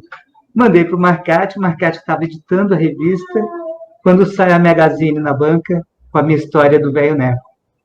Aí eu ligo para o Marcati, falei, cara, suspende aquela história, porque ela saiu publicada numa revista. Ele ficou puto, mas eu falei, cara, eu não tive culpa, porque faz tanto tempo que eu mandei essa história, eu não sabia que não tinha sido publicada, né? Aliás, que ia ser publicada nesse mês. Mas aí ele trocou, colocou outra história minha, e para número 2 eu fiz essas 2 especiais, que era A Mulher Alternativa, com o roteiro da Cláudia, que vocês viram aqui. Sim. Que é a minha mulher médica, que desde 88 bola roteiros de quadrinhos, ideias de charges, é minha grande parceira. Boa, aí, tá vendo? Descobrimos de onde que saem as ideias aí. E outra grande novidade. Depois a gente vai falar de quadrinhos, se der tempo, né? Qual que é o nosso teto? Vamos lá. Então, na verdade, assim, já estamos estourando aí, vamos ter que dar uma... uma agilizada. Porque a Cláudia, ela foi a responsável por... Eu fiz o Don Quixote, deixa eu ver, tem aqui para mostrar para vocês. Eu publiquei o Don Quixote em 2005, uma edição pela Scala Educacional. Ele teve várias edições, mudou a capa, mas basicamente é o que eu fiz naquela época, sem revisão de conteúdo. E uma nova editora comprou o título, pediu para eu reenviar para eles, e eu resolvi reescanear tudo, e eu resolvi colocar mais páginas. Eu quis dar um trato na história. Então, aqui tem algumas páginas que ainda estão no nanquim, que é o Cervantes fazendo prefácio, e eu vou fazer a pintura em aquarela. Aqui é uma página original, antiga. E aqui são os enxertos que eu estou fazendo, a nanquim, que também eu vou pintar. Okay, bom, quando eu falei para ela que eu ia remexer na história, e ela ganhou 12 páginas novas e tudo, eu pedi para ela fazer uma revisão de diálogos. Porque o que acontece? Quando alguém te pede para fazer um álbum, e você tem pouco tempo para fazer, e você tem que fazer tudo, sim, normalmente você faz algumas coisas mal feitas. E foi o que aconteceu. Então, apesar de eu ter ganhado o HQ Mix com esse Don Quixote, eu reconheço que ele tem muitas falhas de roteiro, de concatenação de diálogos. E a Cláudia, ela reviu tudo isso e ela refez. Ela simplesmente falou, Bira, nesse aqui, como que o cara pergunta uma coisa e o outro responde outra? Eu falei, porque na minha cabeça, ou no texto do Cervantes, ela falou, não, vamos fazer as coisas dialogarem. E aí, é um novo quadrinho, está sendo um novo quadrinho. Então, esse é o meu trabalho mais recente. Então, e esse aí, daqui a pouco, vai ser lançado aí? Sim, esse aqui eu vou entregar em 20 dias, todas as mudanças, as páginas já tratadas. Eu já mandei todos os diálogos novos para revisão, eles vão me devolver isso e eu vou letreirar e finalizar. Então, acho que daqui aí uns 2 meses ela deve estar pronta, saindo para uma editora nova. Então, legal, já vamos deixar combinado aqui, Bira, se você quiser voltar no lançamento e tal, para a gente ajudar a divulgar o caramba, convite feito, hein? Agradeço. Top, sim. Tamo junto. E aí foi isso. Então, essa experiência da Tralha é de fazer quadrinhos com essa pegada mais alternativa, né? Então, a história Mulher Alternativa, que a Cláudia fez o roteiro, ela basicamente é a visão de uma pessoa que foi bicho grilo, que era de esquerda e tudo, olhando para tudo isso, né? Então, assim, é muito legal fazer quadrinhos com as pessoas que não estão com os vícios de quem faz quadrinhos. Porque muitas vezes você... Tem coisa que está na sua cabeça, você não sabe... Você desenha, você escreve, mas, na verdade, a coisa não foi redonda ali. Então, é legal ter essa visão, e apesar de não ser da área, né, não é a área dela, ela é médica, mas ela tem um conhecimento, assim, ela lê muito, né? Escreve muito bem, então é legal. E a convivência, né? Tantos anos morando com um cartunista louco, vai aprendendo a, né? Exatamente. Um novo gênero do alternativo aí, do underground, é o alternativo responsável. É isso aí, tem que segurar um pouco, é isso aí, tá certo. Agora, o mais interessante é que mesmo com tudo isso, o Daniel falou dos meus quadrinhos sindicais, políticos, o meu sonho era publicar, sempre foi, publicar na Calafrio. E quando eu fiz a história Precisa-se, eu fiz pensando na Calafrio. Ok. E, na época, o Zala, mandei para ele uma cópia, o Zala falou assim que ela não se adequava muito ao estilo da revista, que ia ter, possivelmente, problemas, porque eram outros momentos também, né? Naquela época, a Calafrio e a Ameaças do Terror, ela tinha digamos, um estilo, né, muito, muito cristalizado, né? Então, por exemplo, eu falo que foi um prazer ter publicado na Calafrio 69 com a abertura do Kiko, porque os nossos estilos conversam muito. né? A gente tem muito em comum. E eu adoro o trabalho dele, o trabalho de terror, sempre gostei. Então, quando eu vi ele na Calafrio, cara, foi um prazer, assim, genial. Cara, E aí... Não, pode contar. Não, nosso amigo Jean Danton, o Jean Danton, ele disse que essa 69 é a edição favorita dele, de todas. Que coisa, que legal. Muito bom ver isso. Ficou magnífica. E assim, pode perguntar pro Daniel aí, cara, eu pirei com essa HQ. Eu pirei. Porque, assim, ela tem o clima aqui, né, aquele final surpreendente e tal.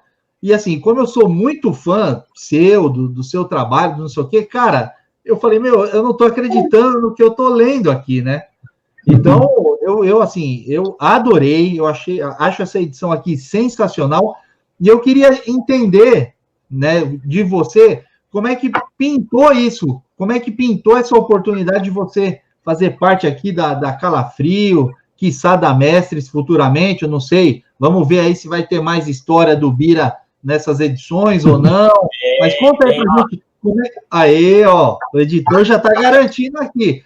Conta aí pra gente como é que foi essa chegada. Bira, só uma coisinha assim para eu falar pro Cássio, né? O Cássio, ele não sabe de muitas coisas de bastidores, tá? Ele não me conta nada. Ô, Bira, esse cara aqui, ó, ele quer me matar do coração, ele não me conta as coisas. Amigo da onça. E a gente se fala quase todo dia no WhatsApp, todo dia. Mas ele não fala nada das revistas. Editor não pode tirar o deslumbre, a surpresa dos leitores, cara. Mas vamos lá. A Calafrio 69 calhou que ela era uma edição com a temática gastronômica. E aí a ROM que caía, que era uma beleza. Tá? Agora, quando eu e o Fábio anunciamos em 2015 que íamos trazer as revistas e tal, a primeira pessoa a apresentar uma HQ, a oferecer uma HQ, foi o Bira, cara, de todo mundo. O Bira foi o primeiro, com a HQ escuro que tá aí, tá na fila para ser publicado, né? É uma história muito legal. Então, tá vindo aí escuro e tem a Precisa-se, que agora eu tô sabendo agora que era para oferecer para o Zala. Putz, cara, sensacional isso, sensacional.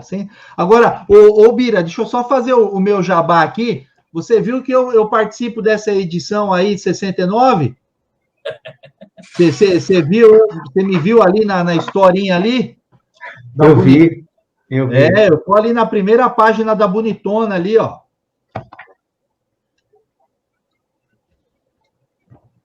Eu apareço ali, ó, na Masterchef. Eu só tô ali. Logo. Essa garota aí escapou de uma, rapaz. Sim. Olha lá. Aí, tá vendo? Ó? Eu vi. O Rubens me fez essa homenagem aí. Essa garota aí escapou de uma que você nem imagina, viu, Bira?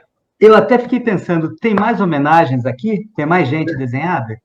Que na hora eu pensei, cara, deve ter. Então, não tem? Sei. Será que tem?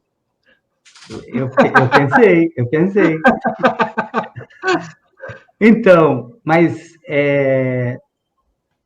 o Daniel, que assim, quando o Zala, ele publicou, se eu não me engano, foi um especial da Calafrio, foi isso? Que já foi pelo selo Cluck.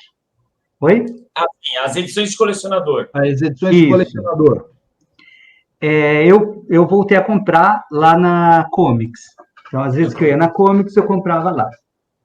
E aí eu vi, bom, o Zala morreu e ficou aquele ato, e um dia eu chego lá na Comics e eu vejo a Calafrio HQ de terror em nova dimensão. Então, eu já adquiri o primeiro exemplar. Não sabia que vocês estavam nela, que era a criação de vocês, né? E aí eu perguntei para o pessoal, da Comics, eu falei, puxa, essa revista aqui como que é? Tem alguém que era da equipe do Zala e tudo? E eles falaram, não, é um Daniel, que é um amigo, amigo e doido, né? Que Eu não lembro na época se eles contaram algum detalhe, assim, se você já tinha conversado com o Zala, se ele parasse de continuar. Já tinha? Foi assim? Foi. Quando eu cheguei na Comics, o Zala já tinha morrido, né? Eu tinha lançado já 6 edições quando eu fiz o primeiro negócio com o Jorge. O meu primeiro negócio na Comics foi na data da primeira Bienal de Quadrinhos, em 2016. Setembro de 2016, né? Assim, o Zala me acompanhou. A edição que eu lancei na Bienal, que foi a Calafrio 55, foi a última que ainda tinha a participação do Zala, assim, que ele deu conselhos, né? Até ali foram publicadas três revistas póstumamente a ele, que ele ainda contribuiu bastante, né? A Calafrio 54 foi lançada uma semana depois do falecimento dele, e depois da MS 65 e a Calafrio 55. E aí foi nessa data da 55 que eu fiz o primeiro negócio com a Comics, né? E foi chegando lá, tal, né? Mas legal, muito legal. Assim, e aí eu fiquei legado. Sim, quando o Zala voltou a fazer essas edições de colecionador, eu cheguei a mandar um e-mail para eles, falando, gente, aí eu lembrei dessa história do Precisa-se. Eu falei, cara, eu fiz essa história, mandei para o Zala, ele me respondeu na época por carta, falando que não ia dar para publicar por isso, porque os leitores talvez reagissem mal, mas que eu não ficasse ofendido. Não fiquei nem um pouco, claro, né? Eu entendi a coisa dele, mas eu não tive resposta dessas edições de colecionador. Então, assim, a primeira vez realmente foi quando falei com o Daniel, falei para ele, falei, cara, tem um maior interesse, assim, uma vontade de participar. E realmente foi brilhante, adorei. Meu, foi sensacional. E assim, essas publicações aqui, na minha visão, né? Aí o Daniel aqui é o editor aí, assim, na minha visão, assim, é a sequência direta daquelas publicações clássicas, não a edição de colecionador, né? As clássicas. Porque, assim, teve a negociação com o Zala participou, o Zala deu palpite, foi tudo feito direitinho e tal, e o espírito da revista é o mesmo, tem sessão de cartas, que hoje em dia é impensável um negócio desse, né? A Mestres e a Calafrio tem a sessão de carta, tem as mesmas matérias, e o Daniel vem trazendo artistas que participaram na época, o Luiz Antônio Sampaio já participou das revistas e vem trazendo algumas coisas. Então, assim, para mim, na minha visão aqui, e eu como fã, né, e apaixonado pelas edições da The Art, eu enxergo aqui, assim, a continuação perfeita, exata do legado do mestre Zala. Também. Trabalho de fã saudosista. É isso que eu estou fazendo. E tem gente da equipe, né? O Cid está aqui, né? Tem gente da equipe lá de trás que está aqui, né? Sim. E tem uma coisa interessante nessa história especial, porque eu gosto muito de terror, né? Filme de terror, quadrinhos de terror, e eu comecei a desenhar essa história, como eu faço em algumas que são sem roteiro prévio. Então, eu começo a desenhar, a partir das imagens eu vou criando a história. E eu fiz aquele personagem, que era um vampiro, e eu imaginei um vampiro que amedronta todo mundo, que pode amedrontar um vampiro. Então, eu faço ele amedrontado, desesperado e correndo, e só no último quadro você entende do que ele está correndo. E tem uma coisa que, quando a história foi publicada por vocês, na Calafrio, quando lendo a revista inteira e cheguei nela, assim, ela está muito bem sacada, porque as 2 páginas são espelhadas. E essa aqui ficou escondida. E essa era a grande aula que o Jaime Cortez dava nos quadrinhos dele, né, de terror, que era você fazer o leitor ter a vontade de virar a página. Ele tem que virar a página com avidez, né? e você surpreendê-lo com essa última página. Assim, foi sensacional. E essa história, ela tem a ver, vocês perguntaram das minhas publicações. Mas é por causa disso que aquela que sempre é a última página do miolo, que é a lista das lojas, foi para antes da história, para poder acontecer isso, né? Para poder... Entendi. Foi por isso que eu adiantei essa página, justamente para a sua história terminar o caderno. Bacana. Bom, aí o que mais que eu tinha para falar para vocês? Esses quadrinhos e esse Honk, ele tem a ver com os quadrinhos que eu fiz. Alguns foram publicados aqui na Tchê, 30 anos, que é uma história chamada Nova Ordem, que é uma história de ficção. Acho que com um pouco de influência punk, pós-apocalíptica. O roteiro é do Praxedes, que era da banda Os Excomungados. Foi uma banda muito famosa de São Paulo. Eu conheço. E o Praxedes, que era o bispo chinês da banda, né?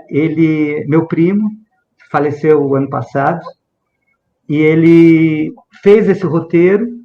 Além desse roteiro, eu fiz 4 letras de música da banda, que saiu no encarte, num dos discos pequenos, ainda não era compacto, não era CD ainda. E eu vou juntar todas essas histórias dessa fase alternativa e as que eu tenho feito até hoje, e eu vou fazer uma revista virtual, devo lançar aí pelo Catarse, seria assim, o Bira, não sei o nome ainda, mas ou o Bira Alternativo, ou o Bira Underground, ou o Bira Punk. A história da revista... A história da Pântano, ela tem uma história bem legal. Eu publiquei algumas histórias lá, uma delas com Márcio Baraldi, e que já era uma tentativa do que a gente ia fazer na Tralha, que a gente fez Assim Avança a Humanidade, eu e o Baraldi. E na Pântano tem uma história que eu levei para mostrar para o Marcati num show do Ratos de Porão, lá no Madame Satã. E aí, eu já tinha tomado umas cervejas ali, já estava meio alegre, e não teve dúvida, o Ratos de Porão subiu no palco, eu saí dançando, entrei para dançar na roda, e o Marcati bateu o olho. Tinha que ser macho para dançar naquelas rodas ali. Eu estava com a história em quadrinhos embaixo do braço, e eu dançando, debulhando lá, né? Lá para frente, né? O que aconteceu? A história voou e o Marcati viu todo mundo dançando em cima da história. As páginas no chão, e o pessoal dançando. E aí ele gritou, me chamou, porque o Marcati não é de dançar, não é de fazer essas coisas, né? Essas estripulias. Ele me chamou, ele falou, Bira! Eu bati o olho, assim, um monte de história. Eu fui pedindo licença para os punks, pegando página por página. E a primeira página ficou com uma marca de botina. E aí... o Marcati ficou desesperado, ele falou, cara, estragou o teu original. Eu falei, não, vamos publicar desse jeito, vamos mostrar, e a gente coloca um aviso dizendo, essa história foi pisoteada no show do Ratos de Porão. E ela saiu assim, na Pântano, tem esse desenho de abertura, e é um cartoon, se eu não me engano, do Baraldi, que assim, são os punks dançando, e um fala assim, cara, o que é isso? Outro fala, história em quadrinhos. Ele fala, então pisa em cima. Sensacional essa história, cara. Sensacional. E aí, eu tenho feito muito material para fanzine. Esse aqui é do Denilson Reis, grande amigo. Eu quero dar uma abração aí pro Denilson, para a garotada lá do Rio Grande do Sul ali, o Marcos Freitas. Exato. Aqui, Perique. Eu fiz aqui uma pin-up do personagem dele. O Denilson, completar a minha coleção da Perique aí, Denilson. Eu tenho só eu fiz aqui para Gibilândia do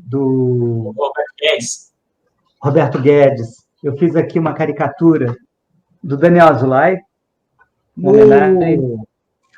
Mestre. Grande mestre. E fiz uma história para essa Metal Fantasia do André Carim. Do André Carim. Conversei com ele, a gente fez um programa aqui no canal, falando que ele está com o projeto da número 2 lá no Catarse e tal, né? Eu fiz um programa com um grande cara também. Eu fiz essa história, que é a Invocação de Belial, que foi uma experiência de fazer uma história que tivesse mais uma narrativa medieval mesmo. Então, no começo, a pegada dela é de uma história, sei lá, aos moldes de Príncipe Valente, né, que tem a legenda embaixo do desenho. Também teve a mão da Cláudia aqui, porque a Cláudia leu o roteiro e ela falou assim, Bira, tem uns diálogos aqui que estão muito fracos. Ela falou, cara, tá parecendo um demônio aqui, tá parecendo um demônio na frente do cara. E ele fala, o que é isso? Não, ela reclamou da cena do dragão. Ele grita, ele fala assim, vou me livrar desse dragão. Ela falou, cara, ele não é assim, não. Ele fala, maldito dragão, morra aqui na ponta da minha espada. Então, ó, a Cláudia mais impacto, né? Manja tudo disso. Mais uma aqui do Denilson Reis, o Conanzini. Eu fiz aqui uma capa do Conan, baseada numa ilustração do Noren, que foi eu agora um dos maiores capistas, né? A capa da Espada Selvagem. Isso, maravilhoso. E eu fiz alguns álbuns pela editora Criativo. Aqui o Tatu Man, que é um personagem de tiras diárias que eu publiquei em Campinas, no Correio Popular, e no jornal Grafique, do Mário Latino. Então, aqui foi uma edição da editora Criativo, que deve ter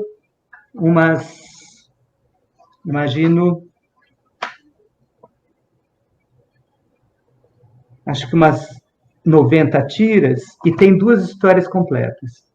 Então, é um projeto que ele tem, o Carlos Rodrigues. Recente, a galera encontra? Encontra. Isso aqui dá para pedir pela editora Criativo. O Franco consegue esse material. Consegue. Então, dá para pedir pela editora Criativo. Quem está assistindo e tal também, e quiser comprar, né? Cássio, eu já te falei, você tinha que ter ido na Gibicom Butantan, cara. Lá tava o Franco. Lá tinha tudo. Tava tudo lá também. Eu perdi, cara. Ele me convidou e eu não fui no dia, aí, ó. Esse sketchbook é uma série também que tem muitos autores. Esse aqui é o personagem do Márcio Baraldi, Roco Louco. E a ideia era ter desenhos que mostrassem a origem das coisas, né? No nosso traço, assim. Os esboços, os desenhos a lápis. Isso também dá para pedir. Aqui tem algumas coisas da Nanquim também. Dá para pedir lá pelo site da editora Criativo. E aqui mais um eu trouxe para mostrar, que é o da série de literatura em quadrinhos, que é o Memórias de um Sargento de Milícias. Esse aqui eu fiz foi roteiro da Índigo, que foi mulher da Laerte, teve cores do Maurílio DNA e do Caio Freitas. Então, foi uma experiência também bem legal. Isso aí a galera encontra em algum lugar, não? Esse encontra na estante virtual, no Mercado Livre, e tá preço bom, tipo R$10, dá para comprar. O meu Don Quixote também, mas eu sugiro que espere o novo, porque vai ser bem legal. Aí a galera vai esperar e você vai voltar aqui e fazer o lançamento. Legal. Boa. Então, lembrem, o primeiro Don Quixote, só tô eu lá. Eu e o Cervantes, né? Então, assim, eu atrapalhei um pouco. No segundo Don Quixote vai ter eu, a Cláudia, ou seja, a coisa melhorou muito. Melhorou ali no e o Cervantes. Galera, fica ligadinha na aba comunidade aqui do canal, que eu vou mantendo vocês informados lá. O Bira vai voltar, ou aqui no TV Calafrio, ou no Papo sobre HQ, com a participação especial do Daniel, para a gente fazer o lançamento dessa edição aí, que eu também estou querendo, hein? Legal. Combinado. Então, Cássio, sabe aquele álbum do Robert Crumb lá, O Meu Problema com Mulheres? Então, o Bira ia ter assim, a minha solução com mulheres. É a dona Lourdinha, é a Cláudia. É a Thaís. A Thaís é minha filha. Dona Lourdinha, agora para mim, ó, virou. Eu vou mandar um presente para ela, viu? Legal, Obrigado. legal. Ela vai gostar. A Thaís, ela foi a responsável pelos scans do meu Don Quixote. Então, ela escaneou tudo isso para mim. Está lá em Portugal agora. Beijo para você, filha. Te adoro. Vamos ver se você vai ter saco de assistir essa live até o final, porque eu só vou te mandar beijo no fim. Boa, ela esperou, sim. Pode ficar tranquilo. Ela esperou. Então, quer dizer que você aí e as mulheres é que orquestram tudo e põem ordem nessa cabeça doida aí. Com certeza. Então, e Bira, vamos lá, vai. Eu já soltei aí pro pessoal que tem duas, já até falei os títulos da história mais antiga, né? E o que mais vem para Calafrio aí? Olha, eu tenho uma história aqui que ela tá inédita. É o roteiro do Marcelo Saravá. Ela foi a minha primeira experiência com desenho digital numa tablet bambu. E a história de um game de zumbis. E esse velhinho aqui, o senhor Marcelo, ele é fã. E ele está nessa loja, ele é o primeiro da fila. A história chama-se O Primeiro da Fila. É que só aparece o título na última página. E ela começa com esse faltam 8 dias. Sim. E aí a história vai rolando. E faltam 6 dias. É 6? Parece eu, esse velho aí. Ô, Cássio, será que é seu Marcelo mesmo? Então, muda esse nome aí para Cássio, que eu acho que vai combinar mais, viu? E essa experiência de ter trabalhado com um roteiro que, assim, ele não é exatamente uma história de terror, mas é o dia a dia de quem é apaixonado por games de terror. Então, e ninguém acredita, porque é um velhinho, um senhorzinho de paletó e gravata, que está lá com a mochilinha na frente da loja. Quando o pessoal chega, vai um policial, o policial do shopping, que é uma livraria dentro do shopping. O policial do shopping chega lá e fala: senhor, você tem que sair daqui, o shopping já fechou. E ele fala: não posso sair daqui, porque eu estou guardando meu lugar na fila, eu quero ser o primeiro da fila. E ele fala: não, você não está entendendo. Aí ele fala, vou dar uns spoilers aqui. Ele fala assim: o senhor joga game? Ele fala sim. Ele falou: olha, no começo a gente só consegue arrancar, no primeiro, né? A gente só consegue arrancar os braços e comer cru. Porque o game, você é o zumbi. Você assassina as pessoas. Aí ele fala: mas aí a gente destrava novos movimentos até aprender a fazer verdadeiros pratos gourmet com a carne. No 2, tem um movimento em que a gente aperta a cabeça do indivíduo com as mãos até estourar. Daí o cérebro voa e a gente tenta pegar com a boca, sabe? Que nem pipoca.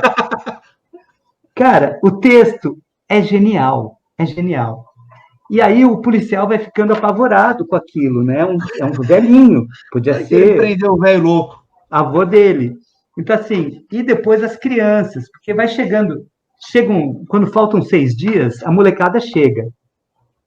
E a molecada não acredita que ele está lá, porque a molecada fala: bom, vamos arrumar a fila. Ele fala: a fila é depois de mim. E os moleques falam assim: como depois de você, ô vô? Ele fala: depois de mim, eu sou o primeiro da fila. E aí ele come, o lanche dele é miojo cru, porque miojo cru lembra os cérebros que os zumbis comem. Então, cara, é muito louca a história, muito louca. E essa aí já está, como é que eu posso dizer? A caminho de uma Calafrio ou Mestres, é isso? Já. Está reservado aqui. Eu vou pegar os arquivos e vou enviar para o Daniel. Obrigado. Então, pelo menos, a gente vai ter mais 3 HQs do Bira já garantidas. Põe pelo menos nisso, né? Sim. Aí sim, cara. Olha, sensacional, Bira. Bom, uma pena que a gente já está chegando aqui. Na verdade, esse vai ficar um dos programas mais longos que a gente fez, porque a gente tenta manter ali 1 hora, mas foi muito bacana, muito gostoso conversar contigo. Foi uma realização para mim. Que legal. Antes de passar para o Daniel te agradecer, muito obrigado mesmo. Vou cobrar aqueles autógrafos lá nas minhas edições aqui, na hora que a gente pudesse encontrar aí. Muito obrigado, viu, Birassou? Eu que agradeço. De verdade mesmo. Que legal, eu que agradeço. Um grande prazer estar aqui falando com vocês e com o público de vocês, né? Então, tá uma galera aí no chat, eles estão aí, ó, estão aí retribuindo essa simpatia toda aí que você tem, Bira. Obrigado. Bom, eu também quero agradecer a sua presença aí, o Bira, o Cássio aí, também por mais um programa. E é aquilo lá, Bira, a gente se conheceu pessoalmente em 2012, o seu trabalho eu já acompanhava há algum tempo, né? E sempre foram encontros muito bacanas, muito legais, a gente se encontrou em 2012. Até eu conversei, no programa que o Laudo veio conversar com a gente aqui, eu contei para o Cássio daquele trajeto, a gente era em vários lugares da cidade, e a gente foi andando do Memorial até o Paço da Liberdade, para ver aquelas quadrinhos russos, né? Sim. Muito legal. O Laudo fez o autógrafo para mim, fui eu, você, o Jerônimo Souza, lá do Rio Grande do Sul, e o Spaca, né? Junto com o Laudo. Bem legal aquilo lá. A gente voltou a se encontrar em 2014, e você sempre lembra das pessoas, lembra desse fã aqui, né? Sim. Então, foi muito bacana todas as vezes que a gente se encontrou, e está fazendo falta. A última vez, acho que foi lá na Biblioteca Zinc, né? No ano passado, no Dia do Quadrinho Nacional, ali com a Suzy. Antes da pandemia. Antes da pandemia, pouco antes. Foi o último evento presencial, antes da gravação desse programa aqui. Foi muito legal. E teve aquele lá da Fernanda, né? Lá no... Teve, mas aí foi 2019, né? Foi na metade de 2019. Isso. Né? O Troca Nerd. Que foi lá na estação, na estação de trem. Que, aliás, assim, você precisa vir para Indaiatuba aqui no cinema aí para a gente conversar. Eu estou indo no cinema, Bira. O cinema não voltou já, né? Então, eu estou de quarentena, cara. A gente era muito fã do cineclube aí, que funcionava. Exato. Eu falo pro Cássio, ele tem que mudar o dia do TV Calafrio para eu voltar para o cineclube toda terça-feira. Mas não dá. Aí a galera vai reclamar comigo. Foi tanta briga para a gente conseguir um público, né? E aí eu não vou fazer aquilo que eu criticava o Silvio Santos de fazer comigo, entendeu? Lá na década de 80, até o ano passado, eu criticando o Silvio Santos, que mudava o horário da Supermáquina, mudava o horário do... Eu não vou fazer isso com os fãs, né? Não dá. Tá. E aí, mas o importante é isso aí, Bira. Sempre é muito bom conversar com você, encontrar com você. Eu tenho visto muito suas lives aí sobre a AQC, o Dia do Quadrinho Nacional. Vamos voltar um dia aí para você falar sobre esse trabalho também, né? Até quando o Marcos Venceslau veio conversar com a gente, ele e o Fernando, também a quinta janela seria sua aí, não foi possível na data aí. Mas vamos marcar novos encontros aí que... Legal. Sempre é bom. Verdade. Agradeço muito o convite. Valeu, cara. Valeu, obrigado, Bira. Até o próximo aí que a gente vai gravar, hein? Até. Ô, Daniel, cara, olha, que delícia bater um papo com o Bira. Cara, sensacional. Eu já tinha, assim, uma impressão que ele era um cara legal, né? Eu não conhecia pessoalmente, mas pelo trabalho dele, pela obra dele, eu tinha essa impressão. E olha, eu vou te dizer que, assim, excedeu a minha expectativa. Ele é muito gente fina, muito simpático.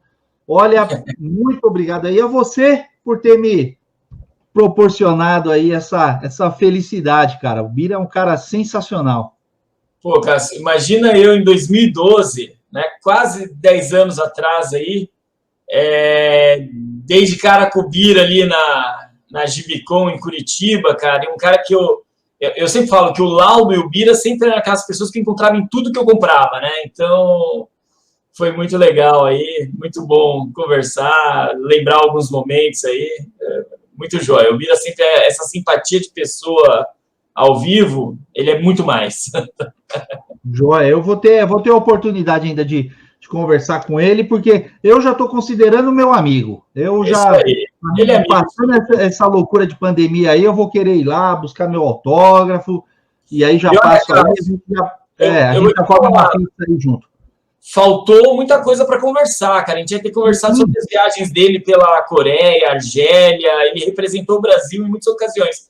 Então, é verdade, é verdade. No próprio papo, a gente não escapa dessa, hein? Então, exatamente. Quando ele voltar para falar do lançamento lá da nova edição, né, do trabalho dele, ou a gente chama ele para conversar parte 2, né? O Bira fora do Brasil, né? Isso aí. Joia, sensacional. E aí, Daniel, vai ter sessão Maguila hoje, que a galera tá esperando aí.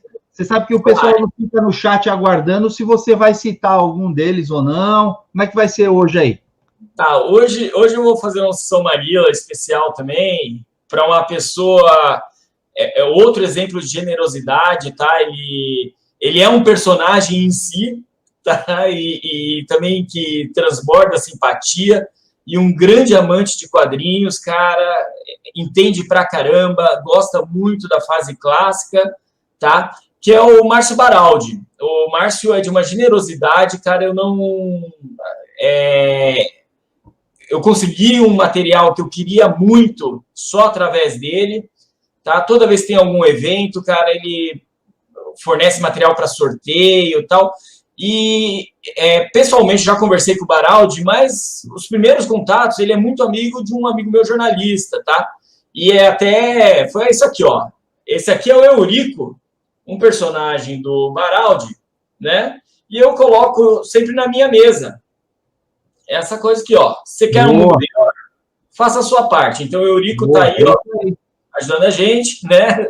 Todo dia aqui na minha mesa o Eurico me lembra desse ditado aqui. Então, Baraldi, um grande abraço para você. Um dia venha conversar com a gente aqui, que eu sou muito fã dos seus trabalhos, cara. É isso aí. Aguardamos você aqui no TV Calafrio, hein?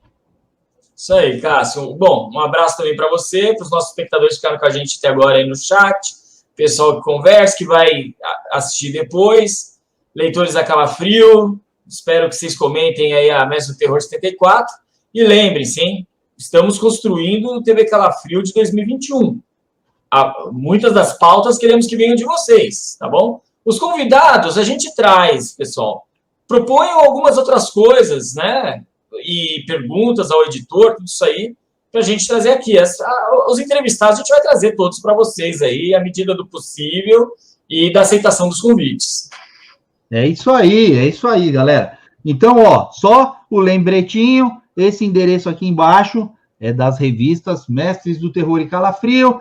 Se você não fez ainda, o programa já está acabando, terminando aqui, deixa um comentário no vídeo, que é importante para a gente, aí corre lá no e-mail, entre em contato com o Daniel, pede as suas edições, e agora eu vou fazer aquele meu pedido lá. Você assistiu o programa até agora e não está inscrito ainda no canal? Dá o seu voto de confiança aqui pro Titio, se inscreve no canal, toca no sininho, deixa aquele like aí maroto pra gente e nos vemos no nosso próximo vídeo. Falou, Daniel. Falou, Cássio. Grande abração, hein? Ó, o pessoal tá com saudade do Sem Mais Delongas. Fui! Eu vou deixar dicas de vídeos mais antigos do TV Calafrio. Ajude o programa, assistam desses vídeos, deixe um like lá também e até a próxima terça.